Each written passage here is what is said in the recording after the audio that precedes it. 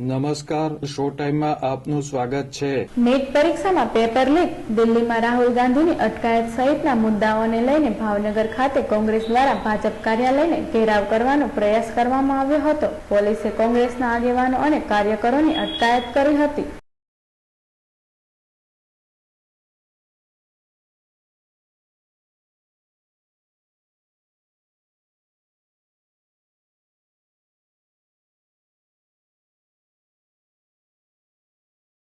કોંગ્રેસ દ્વારા શહેરના ભાજપ કાર્યાલયને ઘેરાવ કરવાના કાર્યક્રમને આગોતરી જાણ થતાં ભાજપ કાર્યાલય ખાતે ચુસ્ત પોલીસ બંદોબસ્ત ગોઠવી દેવામાં આવ્યો હતો।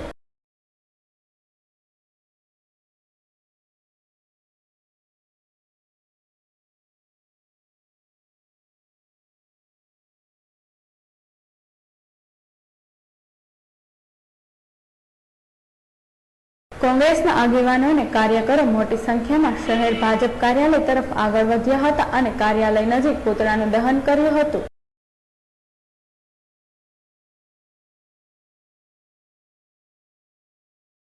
પોલીસ દ્વારા કોંગ્રેસના આગેવાનો અને કાર્યકરોની અટકાયત કરવામાં આવી હતી।